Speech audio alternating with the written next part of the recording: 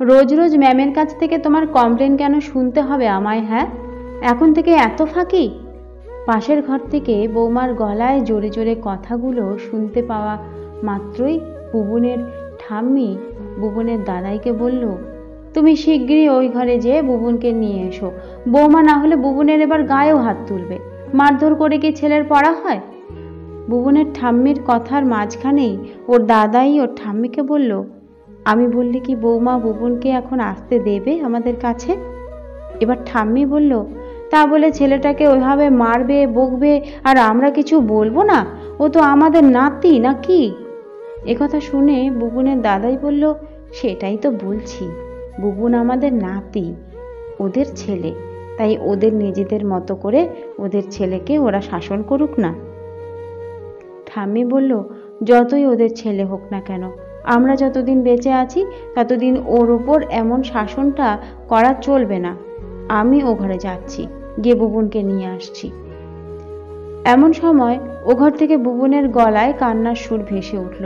বুবুনের ঠাম্মা কথাগুলো শেষ করতে না করতে উঠে যাওয়ার জন্য বিছানা থেকে মেঝে পা দিলে বুবুনের দাদাই নিজের স্ত্রীকে সামান্য বাধা দিয়ে বললে, থাক না, আবার বৌমার সাথে নয়তো তোমার একটা মনোমালিন্য হবে।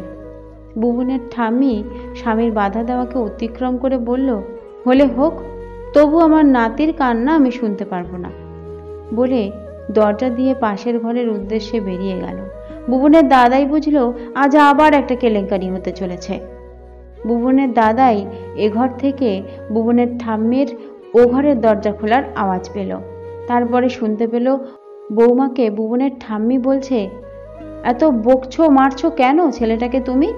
একদিন পড়া পারেনি বলে এমন করবে?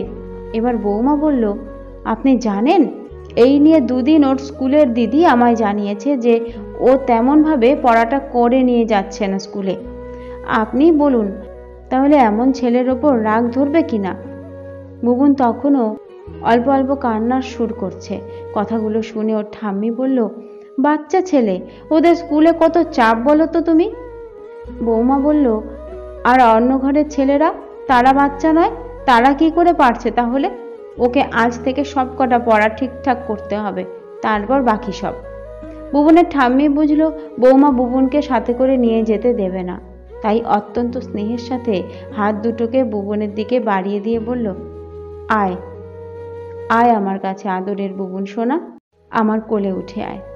বুবুন ছলছল চোখে ঠাম্মির বাড়ানো হাতের দিকেতে এগিয়ে যাওয়া মাত্র বুবুনের মা বুবুনকে ধমকি দিয়ে হাতটা টেনে আগের জায়গায় ফের বসিয়ে দিয়ে বলল, এখানে যেমন বসে আছো চুপ করে বসো, এক পাও নড়লে খুব মারবো তোমাকে।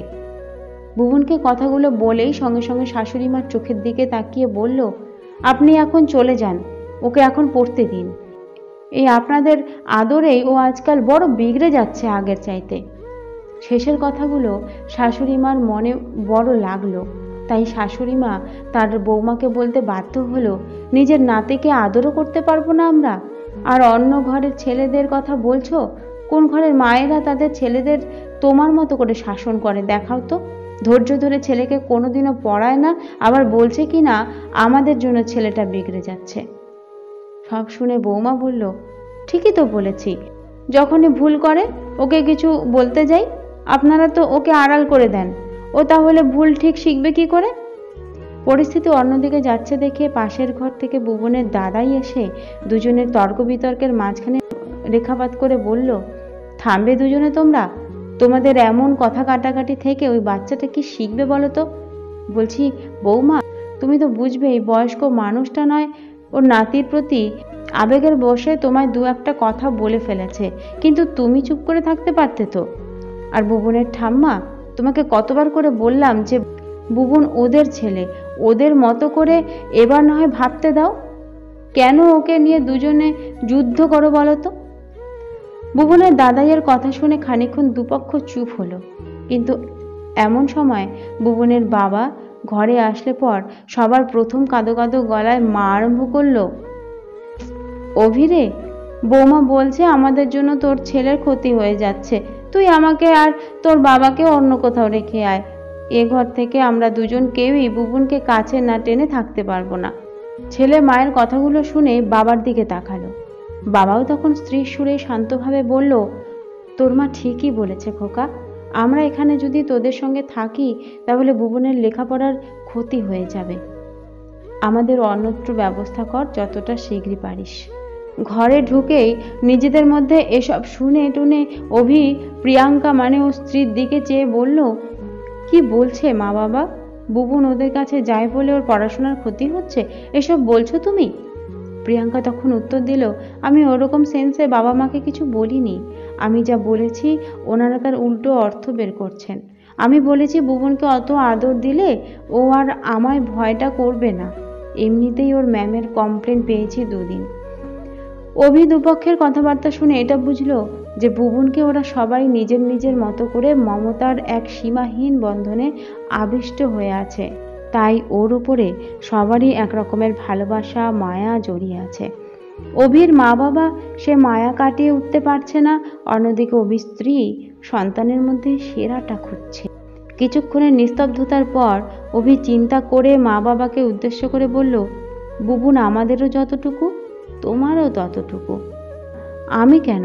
তোমাদের বৌমাও কোনোদিনও চাইবে না তোমরা বুবনের থেকে আমাদের থেকে দূরে কোথাও গিয়ে থাকো। বুবনের সাথে সাথে আমাদেরও তোমাদের ছেড়ে থাকতে কষ্ট হবে।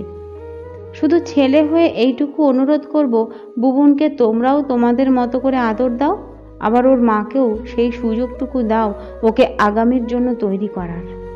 কথা থামিয়ে এবার অভি প্রিয়াঙ্কার দিকে তাকিয়ে বলল, বুবন তোমার যেমন ছেলে আমারও তেমন ছেলে, আবার আমি আমার মা বাবারও ছেলে। প্লিজ, আমি কাউকে হারাতে চাই না। কথাগুলো বলতে বলতে অভির 2 চোখেই আবেগে পরিপূর্ণ হলো। অভির মা বাবা ছেলের পিঠে মাথায় হাত বুলিয়ে বলল, এই দেখো, এমনি করে কাঁদে নাকি কেউ? আমরা বললাম বলেই কি তোদের ছেড়ে আলাদা কোথাও চলে যাচ্ছি নাকি? পাগল ছেলে একটা। প্রিয়াঙ্কা অভির ভেজা পলকের দিকে তাকিয়ে বলল, কেউ কোথাও যাচ্ছে না, বুঝেছ? আমি বুঝেছি যে বুবনের যেমন আমাকে দরকার তেমন ওর তোমাকেও দরকার, ওর ঠাম্মি দাদাইকেও দরকার, ও সবার অধিকার। এতক্ষণ সব কথা বিছানায় বসে বসে চুপটি করে শুনছিল বুবুন। সে এবার বাবাকে কাঁদতে দেখে বলল, বাবা তুমি কাঁদছো কেন? আমি আজ থেকে স্কুলের সমস্ত পড়া ঠিক করে নিয়ে যাব, দেখো। আর কেঁদো না। বুবনের মিষ্টি কণ্ঠস্বরে ফের চারিদিকে হাসি ফিরল। বুবনের মা বুবনকে জড়িয়ে ধরে গালে হাম্পি দিয়ে বলল, আমাদের পাকা ছেলে।